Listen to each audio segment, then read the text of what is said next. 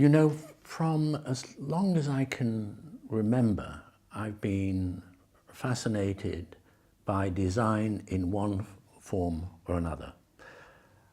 In my foundation, we discovered in the archive a book which I wrote in at the age of 13 and illustrated about curtain walling. But I can remember sketching I can remember my first sketch as a child. So whether it's drawing or writing about design objects, cars, racing cars, buildings, that really goes back to my early childhood. I described this afternoon my experience of great architecture as an office boy at the age of 16. It lifted my spirits. I can still remember the details of that building. And curious enough, I returned not so long ago. It's Manchester Town Hall. It's a masterpiece by a guy called Alfred Waterhouse, 1877. And it's heroic. It's a noble building. It's grand. And as you walk up the staircases, just a good experience. You have light from above, you have the stained glass, you have alcoves where you can sit, you turn a corner, suddenly there's a soaring ceiling. It's about the spirits. And so I can remember right down to the details of the water cisterns in the toilets in the building. So everything was very, very special, had been considered. And I can remember walking around the streets of Manchester. This is between the age of 16 and 18. I can remember Lancaster Arcade on a curve with the top light. I didn't know that it was made possible by the great exhibition Joseph Paxton of 1851 with a new vision of modernity, true high-tech architecture. I didn't know all that, but I was moved. I was moved to visit them, and I can remember the names. I can remember, even though they've now, some of them been demolished, and I can remember that long walk out to Ancoats. I can even remember the streetscape and coming across the Daily Express building with the rounded corners and the glistening vitrolite and the smooth detailing. And that building moves me now, so many decades later, in the same way when I see an image or I shared that image with the audience today. But the realization of being able to be an architect, that came later. That came when I found myself in an architect's office and I engaged with young architects, and in the conversations that I had with them, I discovered at that point that really I was much more knowledgeable on the subject than I ever thought I would be. But that had been really as a kind of private passion. Then there was the discovery that you could study architecture. That, of course, was a very, very important threshold.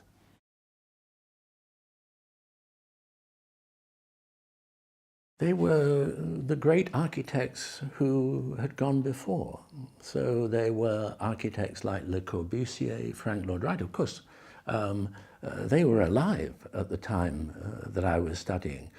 But they were also, for me, not just buildings. I was studying civic spaces. So I was studying the Campo at Siena. I was studying the main square in Verona, even Shepherd's Market here in Mayfair, the great circus of Bath. So I was not just interested in buildings, I was interested in the civic settings for buildings, what we popularly call infrastructure, public space. I was also interested in anonymous architecture, what a scholar architect called Bernard Rudolfsky was later to term architecture without architects, and created a very celebrated exhibition, I think in the 1960s, with a book of that name. So as a student, I was intrigued and fascinated by anonymous buildings, great barns, windmills, bridges. So my interest has always been broad and beyond buildings in isolation. It doesn't mean to say that as an architect I'm not absolutely passionate about the design of an individual building. Of course I am. But I can't separate that building out from its immediate environment, which may explain why, if you look at those buildings, any tall tower, the Hong Kong and Shanghai Bank, it lifts it up. The public space flows underneath that building. If you take the Commerzbank headquarters in Frankfurt, it engages with the city. There's a shared restaurant for the citizens of the city and the occupants of the building. I could go on, but so it's more than just a building in isolation. The idea is that it should give something back to the community of which it's a part. The examples that I've given are breaking down the barriers between the private world inside a building and the citizens of the city of which it's a part. But if I go back to the very first building, it was an electronics factory conceived as a democratic pavilion. It wasn't a management box and a worker's shed. It wasn't we and they. It wasn't rich and poor, posh and scruffy. Everybody would use the same entrance, be under the same roof. And that was true of that small building in the London docks, which brought the dockers and the management together under one roof and generated a lifestyle. So it was about colour, it was about carpet, works of art on the wall from Fred Olsen's private collection, literally taking away the walls. And in terms of dockers, creating an incredible restaurant, ping pong, table tennis, billiards, darts. So it's about a lifestyle.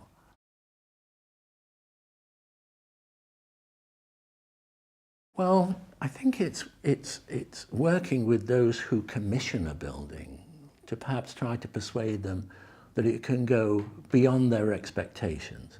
If I take the Reichstag, which was mentioned in passing this afternoon in the introduction, the idea that the populace could ascend through a spiral ramp to an observation platform, could occupy the roof, could have the experience of a coffee or a meal on the roof of Parliament and could look down on the politicians below, and that this building could be a manifesto for green energy,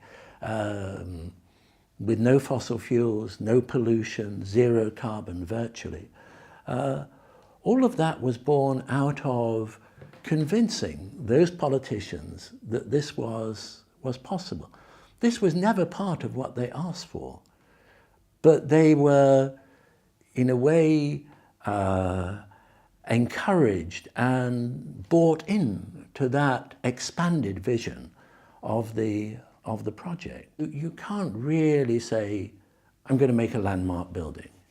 I'd be very uncomfortable with that premise. I think that you can seek to strive for an extra dimension to a building, whether that is a greater public engagement or something that is going to offer some extra benefit to the people who work there or the community within which that building is placed. And then, and sometimes that is doing something different, not for the sake of being different, but it comes out differently.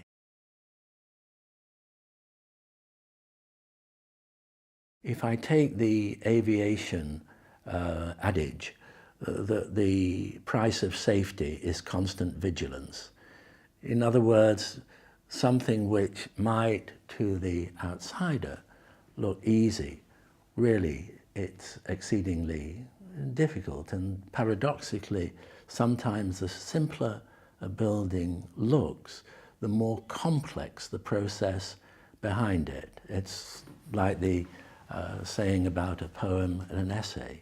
It's infinitely more demanding to create a poem than it is to write a long essay. And I use the analogy of the iceberg. The building, the built end product, is the tip that you see above the water. What you don't see are the long exchanges, the process. You don't see the designs that you've created, the teams, the options that have been pinned up, that have been rejected.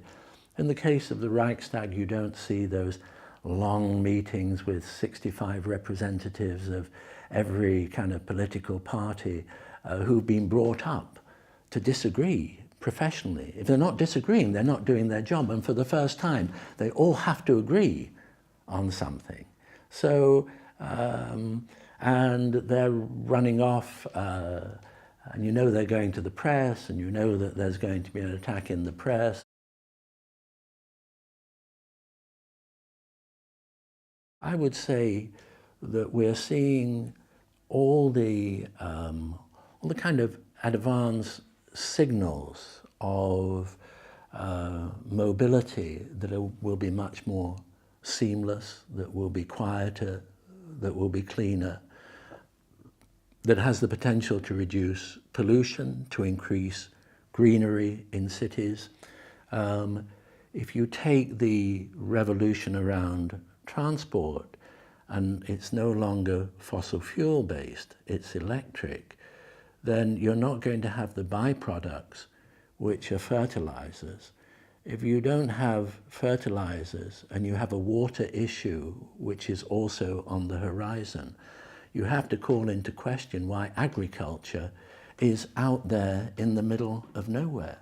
Because if you put it where you've got natural fertilizer, as in sewage, and water, as in waste, and you can reprocess that, recycle it, and you can use hydroponics, then your kind of garden agriculture of the future, which currently consumes a huge amount of energy and contributes to greenhouse gases, starts to come to the city. The city needs less tarmac if you follow the revolution in transport, artificial intelligence, and robotics. And if you look at surfaces, which at the moment we're retrofitting with solar cells, if you imagine that those surfaces, that the conversion to energy is embedded in them, and then you're not retrofitting panels on top of an existing building, but the walls that you're putting up there are going to convert light into energy, then you have, I think, some very, very exciting prospects. And cities that are more friendly, dense, less dependent on sprawl, the more compact cities, which are pedestrian friendly. And London's a very good example. Manhattan is an extreme example. I mean, very positive in terms of the way most people walk to work. It's, you know, high quality of public transport. But multiply all that with a much increased standard of mobility.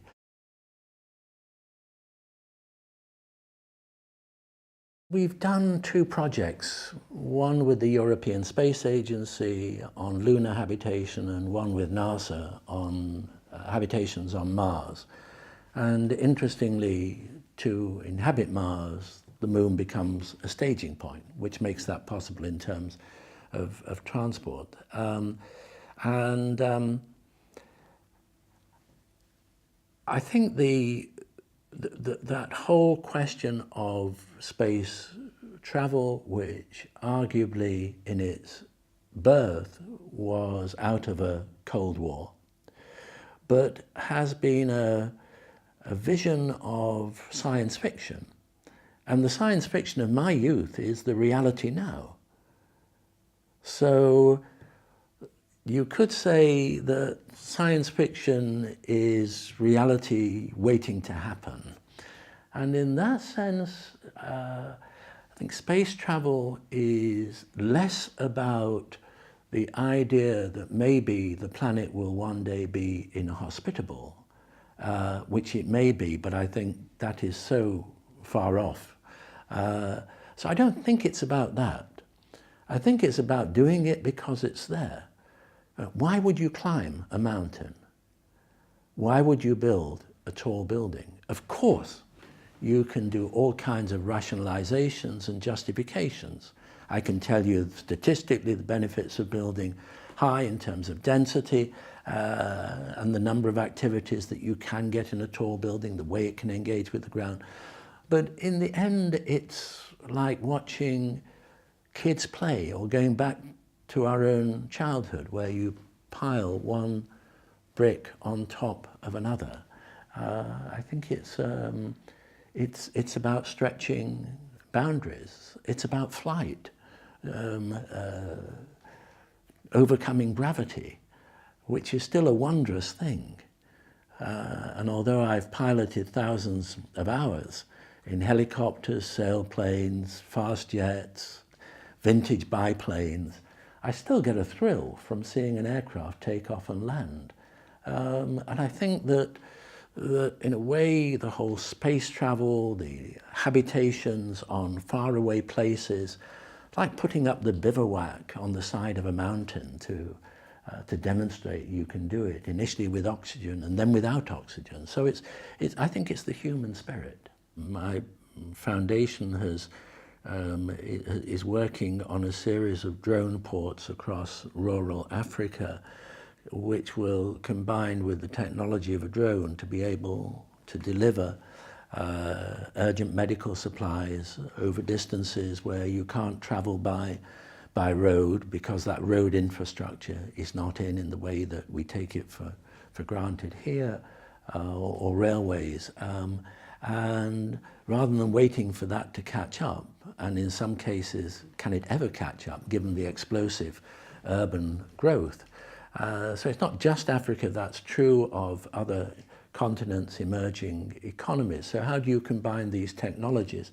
And the idea that really you don't want to transport large masses of equipment material to remote locations. You want to work with the soil that is there. So adding an additive to the soil, making a building component, and then assembling it over a prearranged form.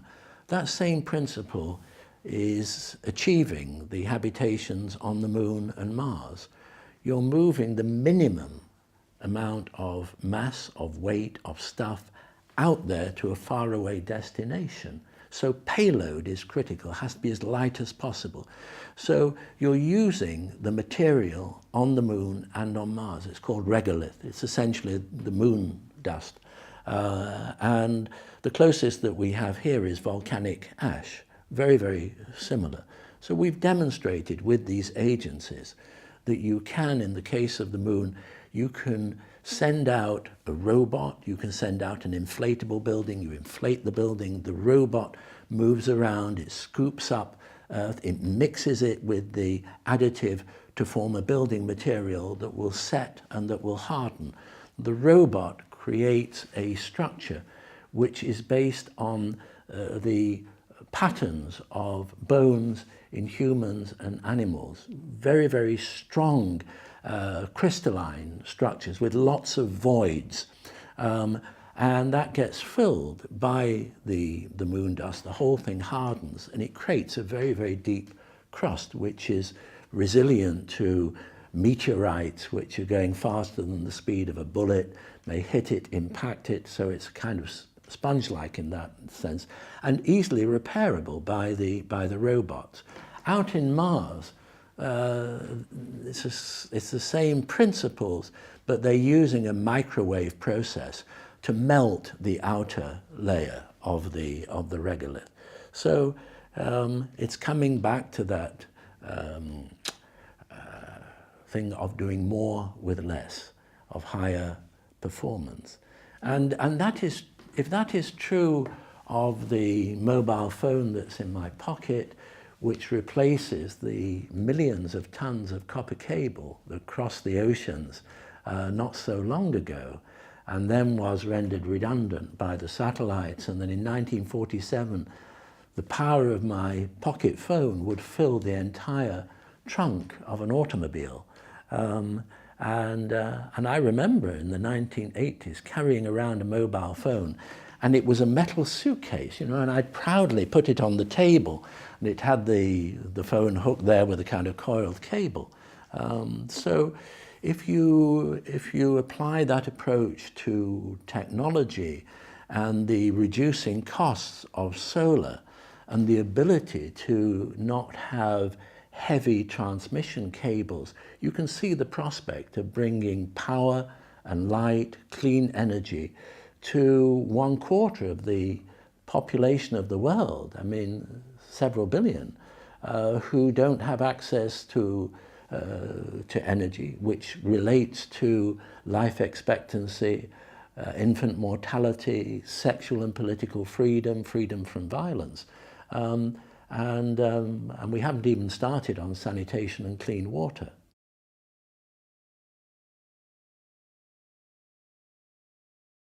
It's a very privileged viewpoint because you're seeing patterns. It's no substitute for what's on the ground, but it gives you a far more magnified. I don't think it's any accident that that architects like Le Corbusier have been fascinated by flight, particularly in the early years, and he devoted an entire book on that subject. It wasn't just the. I think that flight and space, the buildings that house them are generally at an epic scale. I mean, if you look at Tempelhof Airport, which I once described as the mother of all airports, is this incredible cantilever. And in a way, the cantilever is symbolic of a modern age, and that the way that cantilever stretches right out. So even now, large jets can taxi underneath it. There's that heroic dimension, and looking down on a city, you can see immediately the intelligent use of spaces. You can see the beautiful geometries of urban squares, row houses. You can see the sprawl, you can see the highways, you can see the strip malls depending on where you are. And in a way it magnifies the beauty and the care and the carelessness.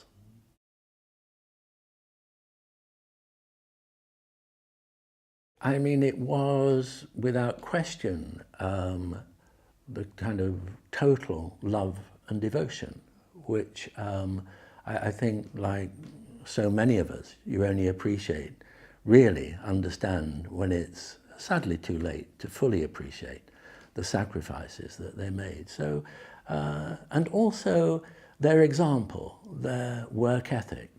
My father was the manager of a pawn shop before the war. He'd been injured in World War II, so Second World War, he was a nighttime security guard. Then he suffered a kind of near-death illness, survived that, and subsequently worked in a factory called Metropolitan Vickers.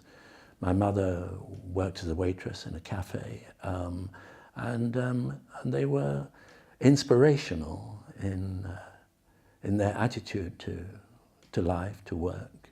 My mother was always smiling, always had an extraordinary kind of brave face on everything. And I never remember her sitting down in an easy chair. She was always on the edge and kind of full of energy. And they worked long hours and just were, extraordinary, conscientious couple.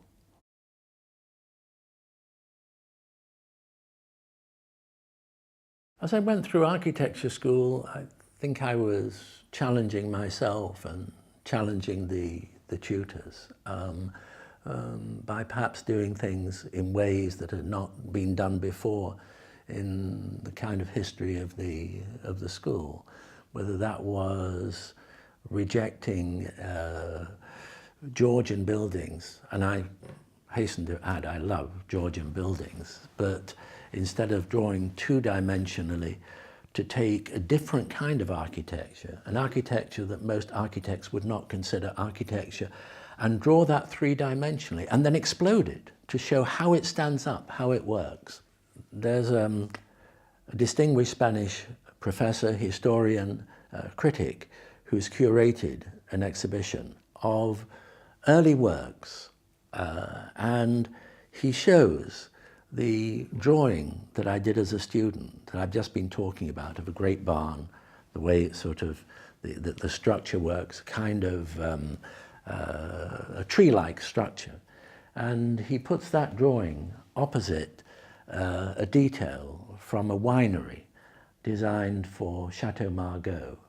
And it is a tree-like structure with a great tiled roof of recycled things. And the point that he's making is that this was a building that I worked on in the last few years, and it resonates with this student drawing from 1958-59 and explores some of those patterns, the patterns between perhaps a student project which questions some of the assumptions about an office building. The office building that I did as a graduate student at Yale, we were given the assignment for a tall office building.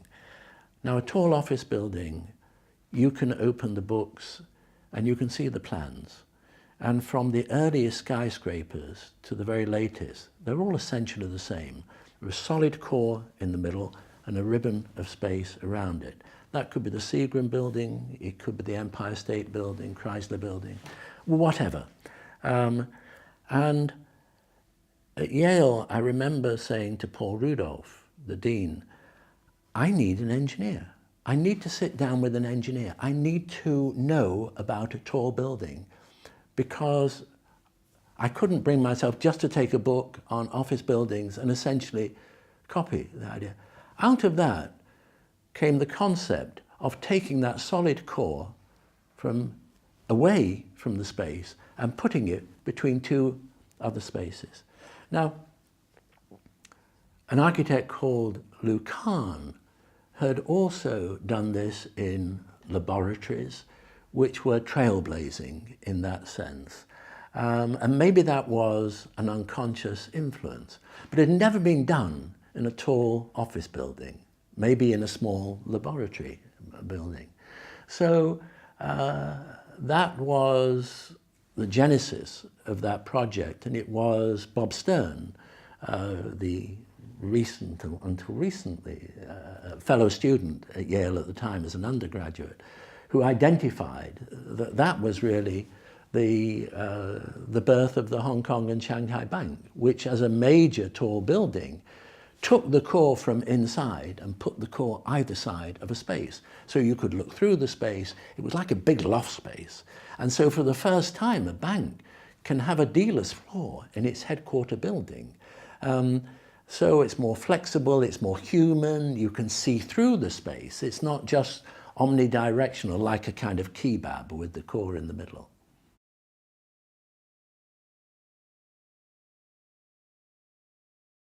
Well, the very first meeting on the project was September 2009, and that was going to be a meeting probably lasting an hour, 2 hours perhaps, and it ended up consuming the whole day. I mean, we spent the day together, our families came together in the evening. The project was really born out of that day. We traveled to Pixar, which he thought was relevant. He'd been very involved in that. Saw the perhaps more creative end of the spectrum in terms of an environment that would encourage creativity, visualizations, and a conscious organization of space and circulation, so that it would encourage chance meetings and exchanges. So again, about breaking down barriers. So in that very first meeting, which recalled the Silicon Valley of Steve Jobs' youth, which was the fruit bowl of America with citrus groves, and out of that conversation, the idea that this building could be set in a landscape that we would rediscover the roots of that Californian landscape, and would be a kind of pleasure ground for the whole sort of workforce. And of course we've ended up with, again, this common theme of, at a very large scale, everybody being under one roof, all 12,000 individuals from so many different departments, skills, professions. That sounds like a large building, but if you consider that that site originally was probably about 20 buildings spread over the entire thing with very, very long distances between them. So taking 175 acres, 10,000 trees, miles of trails and paths for biking, jogging, outdoor experience, and a recognition that for Steve, a meeting often was going for a walk. It wasn't sitting in a formal meeting room. You seek to create an environment which will break down barriers, which will encourage chance exchanges. So you design the circulation in such a way that it's open, it's not in a closed staircase. Obviously, some of these open staircases are fire staircases. What you don't see is that in the event of a fire, you'll have a complete sheet of water coming down. So you've taken away the walls, and you've made those journeys, those exchanges, just a good experience. So walking around the edge of the building or being deep inside the building, you're always aware of the landscape. And the architecture visually pulls that landscape in. You have the eyebrows, they're highly reflective. You'll see reflections of the landscape beyond. So, and one major restaurant for everybody at a size which has never been created before. It's for several thousand over a lunchtime period, and that is unheard of. Normally at 1,000 you reach a threshold, you create another restaurant, but here the mandate shared was to create one restaurant for all.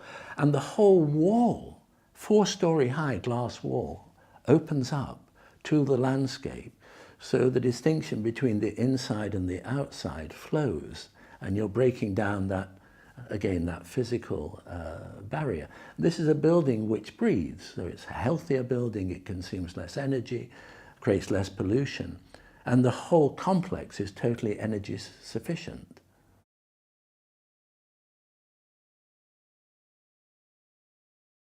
I think it's a combination of being a good listener, trying to understand what lies beneath the surface.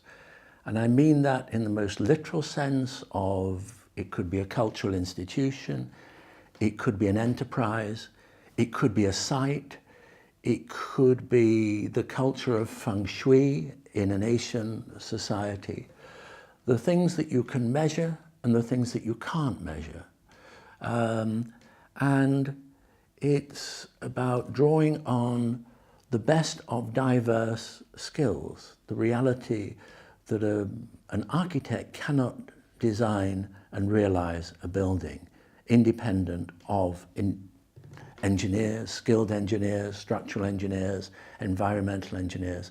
So for me, it's about harnessing the creative energies. It's not about designing a building and handing it out and saying, you make it stand up, you make it warm, you make it cool. It's about getting those skills in unison.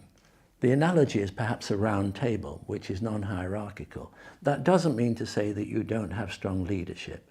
Obviously, you have to have that. Otherwise, it's designed by committee. So it's answering the material needs and providing an element of surprise, something that perhaps nobody believed might be possible to add. And it's not about money. Quality is an attitude of mind. It's not about how much you spend. It's about how wisely you spend it. You've really got 3 ingredients. You've got material resources, money. You've got time, and in many cases time is money. And you've got creative energy. And it's the creative energy that is going to make the difference in terms of those other ingredients. I remember that the Queen opened Stansted Airport, and for security reasons, the building had to have overnight police protection. And I remember arriving, policemen saying something like, I've done this job for year in, year out, and I never realized the building could be beautiful before. So that was, And then another occasion on the Renault building outside Swindon, some decades back. And the main supervisor, the site manager, being a very kind of rough diamond, very aggressive.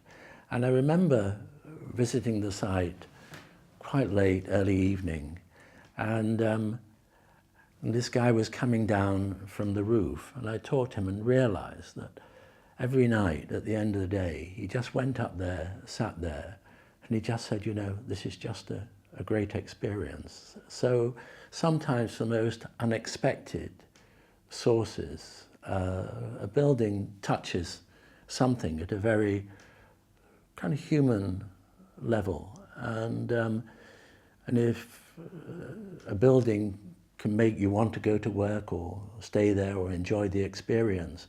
If you take the Willis Faber building, I mean, that has conceived in the 1970s, although it's covered over now. At that time, there was no swimming pool in the town of Ipswich, and that incorporates a major size pool, the ground floor, and this whole roof garden.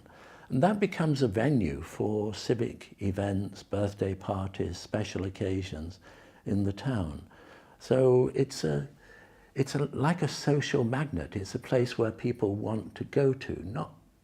But it's actually an office building.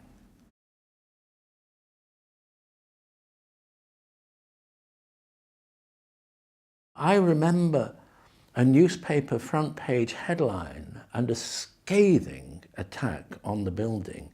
And the gherkin was born out of a kind of poison pen. It's become a term of endearment at a public level. It's become a symbol for the Olympics, which finally took place. So it's become a kind of, perhaps in the same way that a bridge, which fulfills a kind of utilitarian function of getting from one side of a river to another, if it somehow transcends that, and in the process of doing it, becomes something which eventually is identified with the place, it becomes a symbol of the place. But that's when some extra quality has been somehow infused into that design. It's an intangible thing, but it becomes identifiable. And we know those bridges. We know which ones we remember and which become a postcard image of the place. And I think the same is true, undoubtedly, of buildings. They become symbols of the place. The Reichstag has become a symbol of the city, a symbol of Germany, but that's really because it's been embraced by the public.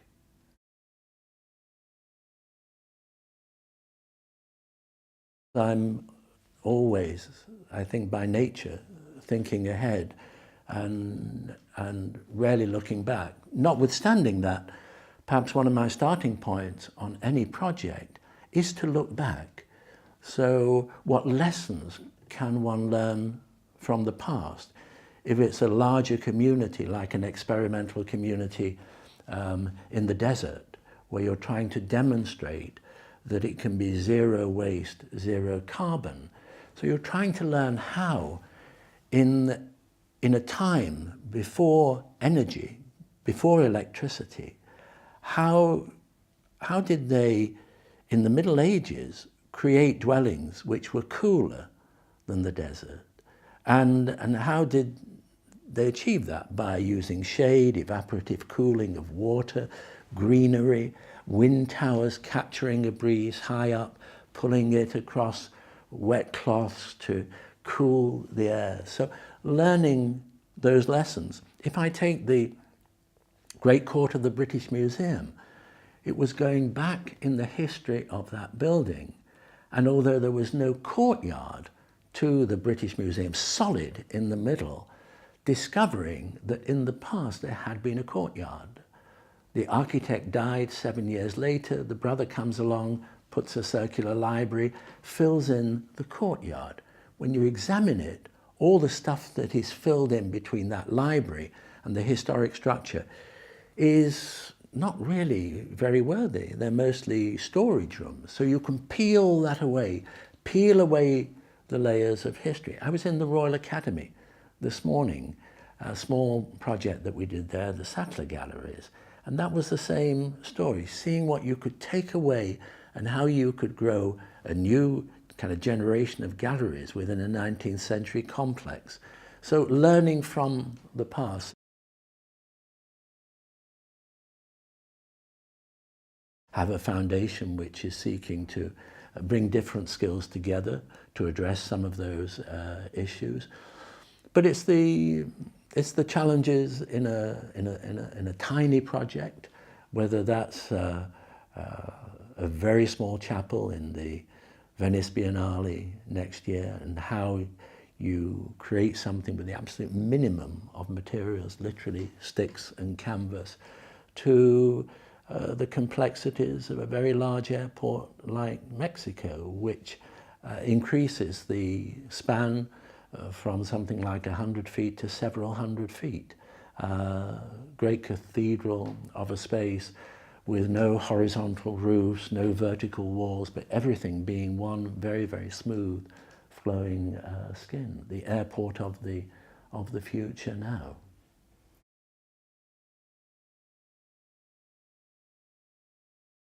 I think that the creativity, it's very, very difficult to pin it down. I found that that often a conversation with somebody who is commissioning a building, and we talked about that meeting with Steve Jobs, that was a creative exchange, right at the heart of the creative process.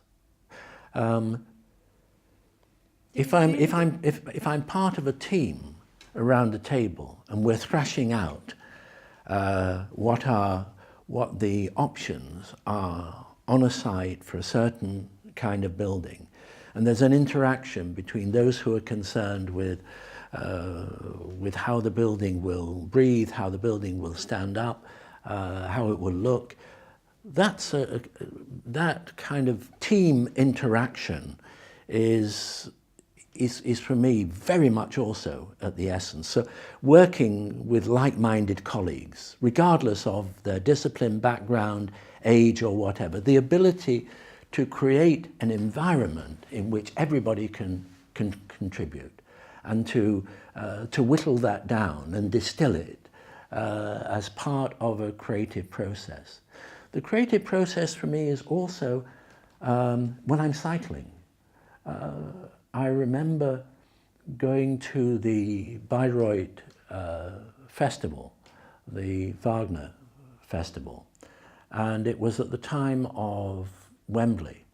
And we launched that project to the press, and it was a series of masts, and I was uneasy about it.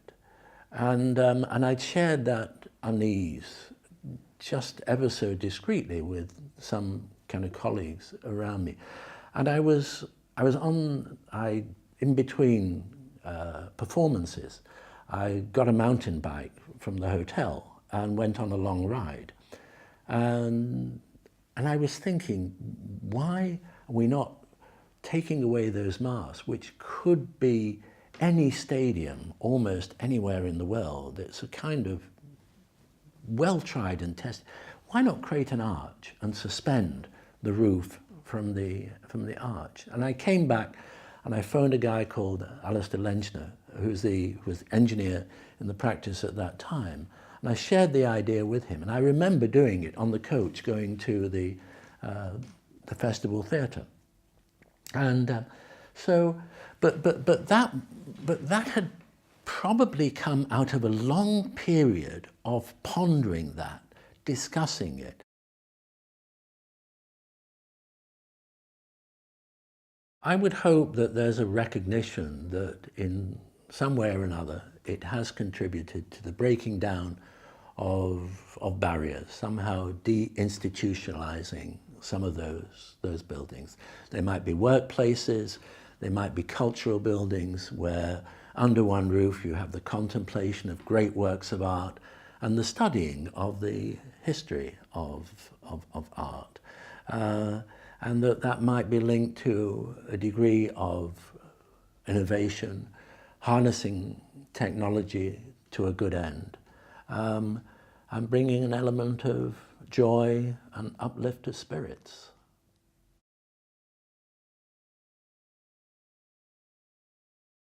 I can think of competitions where one's done a project and you've lost the competition. And we still have that now. Nothing's changed in that respect. You put your heart and soul into a competition and you lose the competition. And everybody around you is crestfallen and they've put their everything into it and you've lost. And only the other day I was writing a memo and saying, it was a fantastic scheme, which I believe it was, the scheme in question. But take heart. One day in the future, you'll see that it wasn't wasted. And so if I think, for example, when IBM, after a building that I talked about at the event today, the little Olsen building, a lot of people came to see that building. And IBM came and they said something like, we have a headquarter building. It's under construction and it's running behind schedule. And we have a site not too far away. And would you undertake the responsibility to put some site huts together to make a temporary office?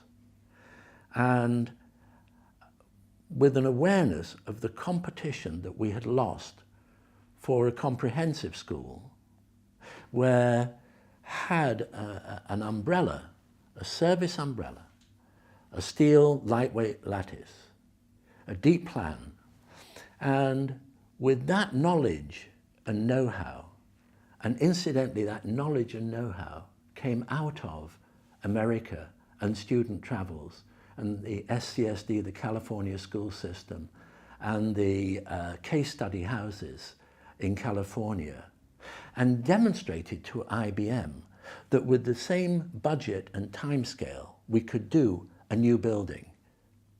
And that building has been one of the most successful buildings in the history of IBM. And it did something which had never been done before. It put the computer as a mainframe computer buried in the heart of this office building. At that point in time, including the head office that was under construction and delayed, the computer at that point was always given its own special building, almost like a religious chapel. And it received all kinds of awards and was visited. I mean, it's been altered beyond recognition. But that was a so-called temporary building. It was going to only have a life of a few years. It's still there, and that was conceived in 1971.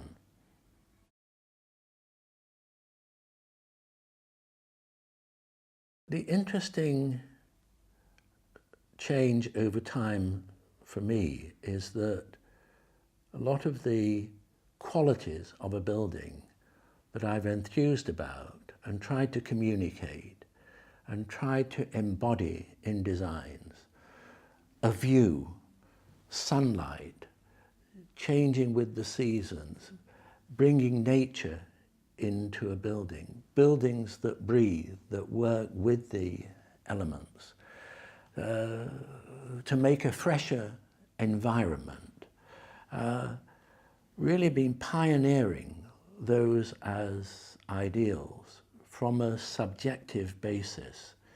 What is interesting now is that a whole series of studies from the 1980s and most recently, very recently at the Harvard School of Public Health, those have now been quantified. So there is scientific evidence that people are sharper, they're happier, they're more responsive to crises, to day-to-day situations, that patients in hospitals recover more quickly and are discharged earlier from hospital if the patient's bedroom has a view and has a relationship to the world outside, and he's not facing a brick wall or windowless. So a lot of the things that have been passions and guiding principles in philosophies, I am now seeing the scientific community analysing, evaluating, and producing scientific papers to that effect.